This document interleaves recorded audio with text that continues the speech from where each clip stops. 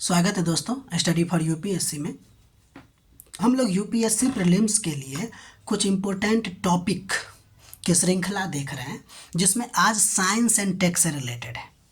ठीक, जिसमें पहला चीज़ हम लोग पढ़ेंगे biofouling and copper seething. Seething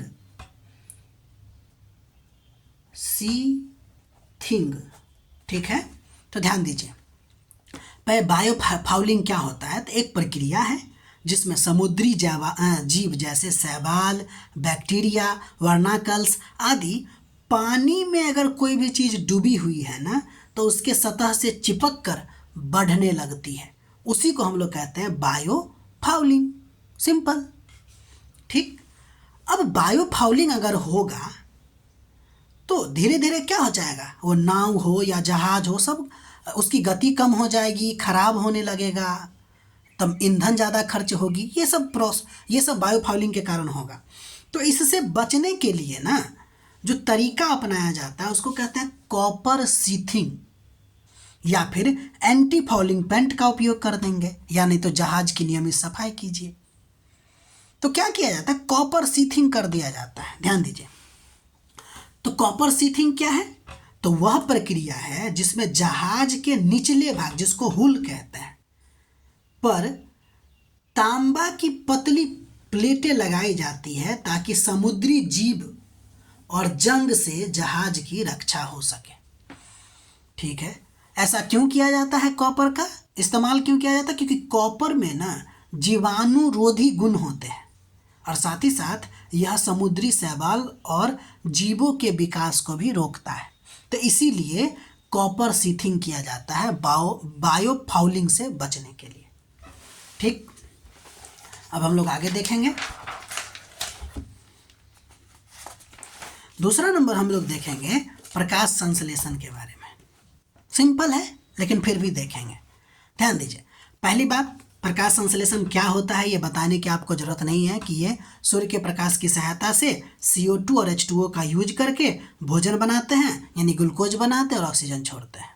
इसमें तो कोई डाउट नहीं है। ध्यान दीजिएगा, प्रकाश संश्लेषण के दौरान होता ये है कि जो प्रकाशीय ऊर्जा है उसका रूपांतरण आपको रासायनिक ऊर्जा में हो जाता है। मतलब प्रकाश संश्लेषण में ऊर्जा का रूपांतरण किस से किस में होता है? तो अब पता है आपको, प्रकाशीय ऊर्जा से रासायनिक ऊर्जा में। और यह जो प्रक्रिया संपन्न होता है वो आपको हरित लवक या क्लोरोप्लास्ट में होता है। ठीक, ध्यान दीजिए। जब आपको हरित लवक की बात करते हैं तो उसमें दो मेन पार्ट होता है। एक होता है एस्ट्रोमा और दूसरा होता है ग्रेना या थाइलोकाइट्स।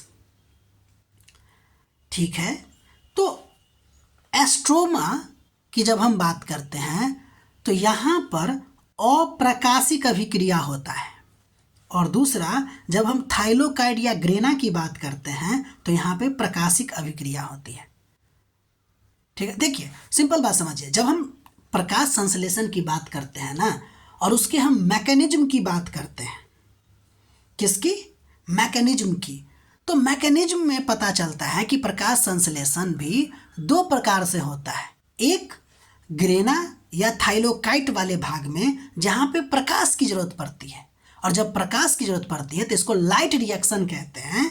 ठीक है, जो प्रकाश की उपस्थिति में होता है, और यहाँ पर सिर्फ और सिर्फ जल का अपघटन और O2 का बाहर निकलना जैसी प्रोसेस शामिल है। ठीक है, यानी प्रकाश संश्लेषण का पहला चरण क्या कहता है? पहला चरण कहता है कि भाई हम थैलोकाइट में होंगे, लेकिन प्रकाश की उपस्थिति में होंगे और जल का अपघटन होगा। ध्यान दीजिए, जल का अपघटन हो रहा है और फिर O2 निकल रहा है। यानी कि जब O2 की बात होती है तो वो जल के टूटने से निकलता है। यानी पहला प्रोसेस में फोटोलाइसिस ऑफ वाटर होता है। ठीक, अब ये टूट गया जल, H2 बाहर भी निकल गया स्टोमाटा से, बचा क्या? मतलब O2 बाहर भी निकल गया तो बचा क्या? H2। अब शुरू होता है एस्ट्रोमा का काम, जहाँ पे कहा जाए तो प्रथम दृष्टया प्रकाश की जरूरत ही नहीं पड़ती है, क्योंकि प्रकाश का काम तो हो चुका है। अब प्रकाश का काम इतना ही होता है कि वो वाटर को तोड़ सके, बाकी काम अब आगे के प्रोसेस में देखेंगे। यहाँ पे प्रकाश की आवश्यकता नहीं होती है और यहाँ पे कार्बन डाइऑक्साइड का फिक्सेशन होता है। क्या होता है? फिक्सेशन होता है। उम्मीद है आप इसको लिख रहे होंगे और फिर समझने का कोशिश कीजिए।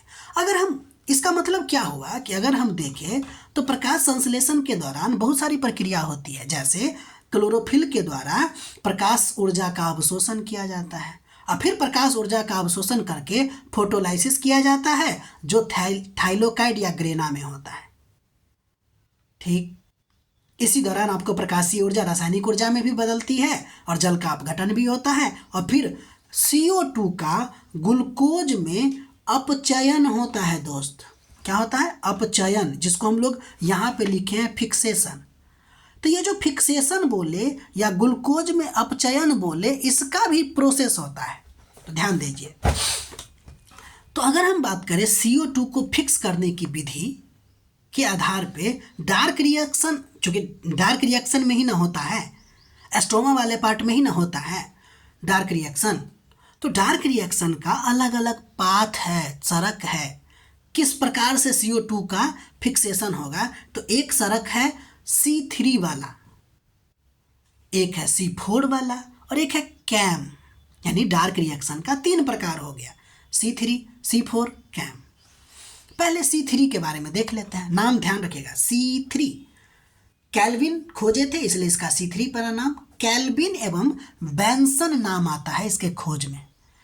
ध्यान दीजिए क्या हुआ था थाइलोकाइट में या ग्रेना में या लाइट रिएक्शन में, H2 टूटा, O2 H2 बना, O2 निकल लिया, H बना, अब H रह गया है, अब वो आयन में बदल चुका है। अब H+ आयन जो है वो CO2 के साथ क्रिया करके 3 कार्बन वाला फास्फोग्लिसरिक अम्ल बनाता है। 3 कार्बन वाला बनाता है, इसलिए C3 बोलते हैं इसको। ठीक है, चूंकि ये जो C3 चक्र है ना, उसमें एंजाइम की आवश्यकता होती है। लाइट का तो अब बचा नहीं, तो इसमें एंजाइम की ज़रूरत पड़ती है। और एंजाइम की अगर ज़रूरत पड़ती है तो भाई साहब हम लोग जानते हैं कि एंजाइम जो होता है तो 0 डिग्री पे काम नहीं करेगा। 30 से 35 से क्या बोलते हैं उसको, 25 से लेके 35 डिग्री के आसपास ये बढ़िया से काम करता है। वही अगर 60 डिग्री तक पहुंच जाए तो क्या हो जाएगा? एंजाइम उड़ जाएगा, ख़त्म, काम ही नहीं कर पाएगा। तो एंजाइम की इसमें भूमिका होती है C3 में। और अगर ग्लोबल वार्मिंग आ जाए या टेम्परेचर बहुत ज़्यादा बढ़ जाए तो क्या होगा बताइए? यह चक्र होगा क्या? C3 होगा क्या? नहीं होगा। और अगर नहीं होगा तो जो पौधा C3 के द्वारा कार्बन डाइऑक्साइड का फिक्सेशन करके ग्लूकोज यानी भोजन बनाता है वो नहीं होगा और फलतः उत्पादकता उसकी घट जाएगी। इसलिए आप सुनते हैं कि गेहूं की उत्पादकता भाई पहले बहुत हुआ था, अब नहीं हुआ। चावल, आलू, सोयाबीन, इस सब की उत्पादकता घट जाती है। अगर आप देखिएगा पृथ्वी पर लगभग 85% पौधा जो है वो C3 टाइप का पौधा है, इसलिए इस सब की उत्पादकता घट जाती है। उम्मीद है समझ गए। C4 देखते हैं, लिखने का भी कोशिश कीजिएगा। इसका खोज ना हैच और स्लैक ने किया था। खोज को मारिए गोली, समझिए बस इतना बात कि C4 में क्या होगा? 4 कार्बन वाला यौगिक बनेगा, इसलिए इसका नाम है C4। इसका नाम है ऑक्सैलो एसिटिक एसिड बनाता है, AAO बोलते हैं। हम इतना ज़्यादा नहीं लिखे, बस समझने की बात है, ठीक है ना। ऑक्सैलो एसिटिक एसिड बनाता है। ध्यान रखिएगा यह प्रक्रिया उच्च तापमान और तेज प्रकाश में भी बहुत ज़्यादा होता है। जैसे देखिए ना, यहाँ अगर ज़्यादा तापमान हो जाए तो C3 बंद, लेकिन C4 ज़्यादा टेम्परेचर अगर हो जाए, बहुत ज़्यादा लाइट की इंटेंसिटी बढ़ जाए तो भी बहुत ज़्यादा होगा।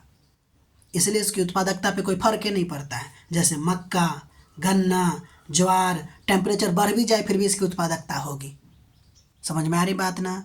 इसलिए कभी कभी ना C4 टाइप का मतलब प्रोसेस करने वाले पौधे को हम लोग मॉडर्न टाइप का पौधा भी कह देते हैं। ठीक, अब हम लोग आगे बढ़ते हैं। अगला नंबर देखते हैं कैम के बारे में। देखिए कैम का पूरा नाम है क्रैसलेशियन एसिड मेटाबॉलिज्म। ये कुछ नहीं है। देखिए राजस्थान में आपको मरुस्थल है।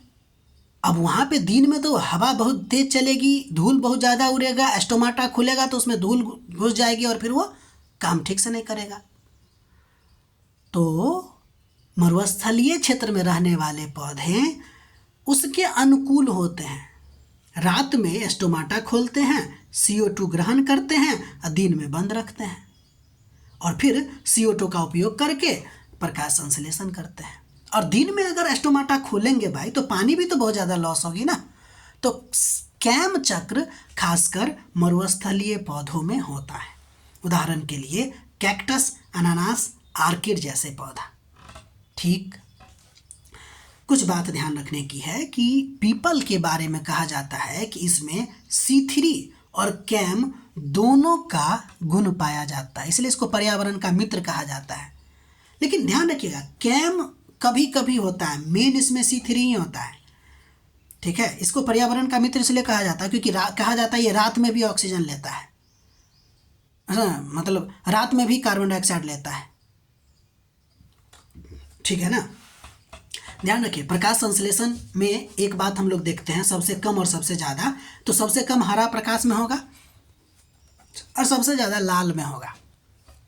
ठीक है, इस बात को ध्यान रखिएगा। अब हम लोग अगला चीज़ देखते हैं, प्रकाश से ही रिलेटेड है कुछ संबंधित परिघटनाएं, जैसे टिंडल प्रभाव, रेले प्रकीर्णन, ये सब प्रकीर्णन से ही जुड़ा हुआ है। क्रॉम्पटन परिकीर्णन और इसके बाद पूर्ण आंतरिक परिवर्तन, ये प्रकाश से संबंधित परिघटनाएं हैं। इसके बारे में देखते हैं। देखिए, पहली बात तो टिंडल प्रभाव के बारे में देखते हैं। एक प्रकार की घटना है, हम लोग जानते हैं, कोलाइडल या सूक्ष्म कण के माध्यम से गुजरते हुए प्रकाश का प्रकीर्णन होता है, जिससे प्रकाश की किरण का मार्ग दिखने लगता है, उसको हम लोग टिंडल प्रभाव कहते हैं। कोलाइडल विलयन है, टॉर्च उसमें डाली, मतलब टॉर्च जलाइए, लाइट का जो पाथ है वो आपको दिखने लगेगा, उसी को कहते हैं टिंडल प्रभाव।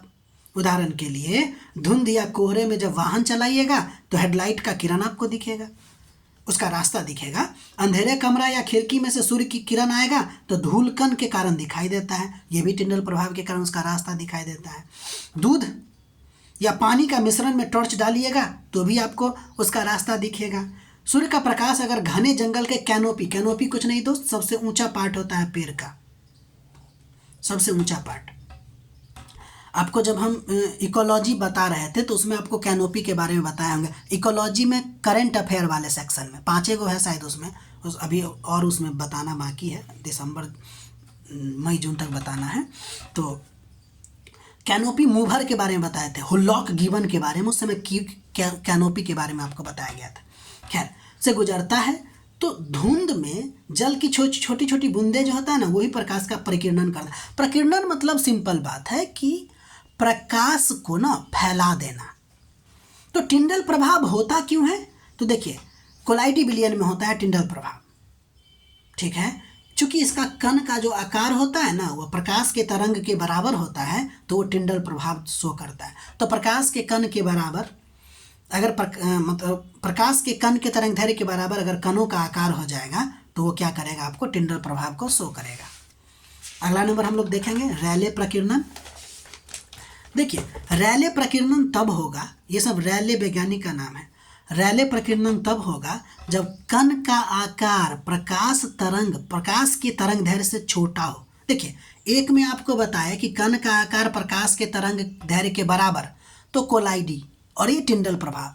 और अगर छोटा हो कण का आकार और प्रकाश के तरंग से बहुत छोटा हो, तब आपको रैले प्रकीर्णन।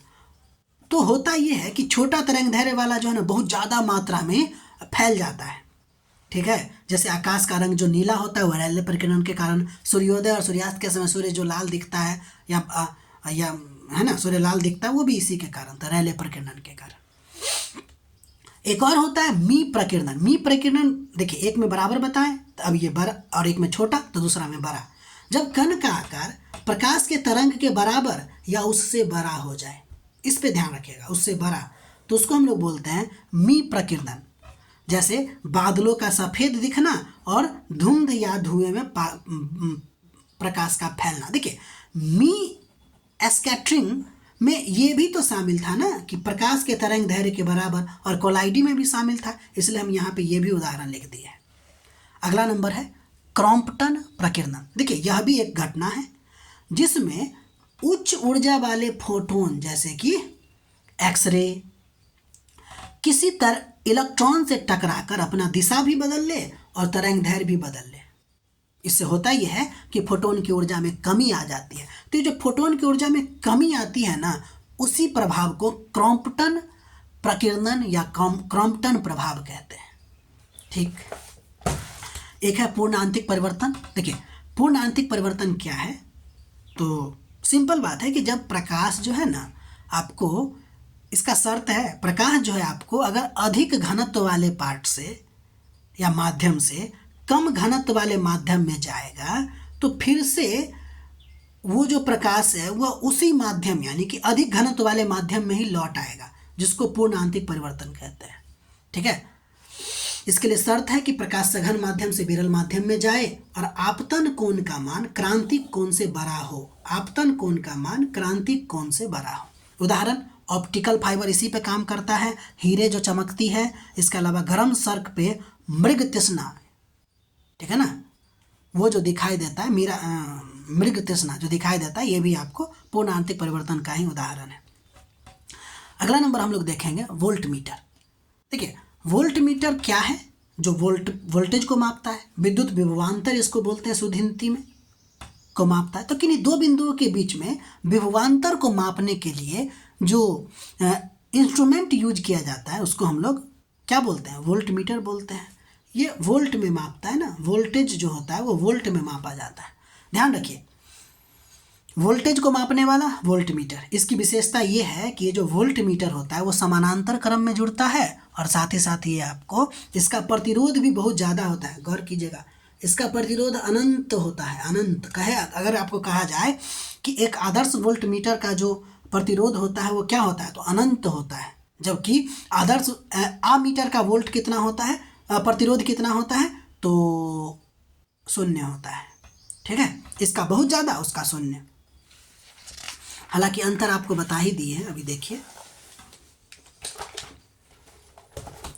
दोनों में अंतर की बात करते हैं। अंतर का आधार है मापन, तो वोल्ट मीटर विभवांतर को मापता है, आमीटर धारा को मापता है। जानते ही हैं ये सब। संयोजन की बात अभी तुरंत बताएं, वोल्ट मीटर समानांतर में जुड़ता है तो एक बच गया सीरीज, आमीटर सीरीज में जुड़ता है या एमीटर भी बोलते हैं इसको। प्रतिरोध अभी तुरंत बताएं, वोल्ट मीटर का बहुत ज़्यादा अनंत और इसका बहुत कम यानी 0। इकाई क्या है बताए हैं, वोल्टेज में मापते हैं, वोल्टामीटर वोल्टेज में मापता है और आमीटर एम्पियर में मापता है।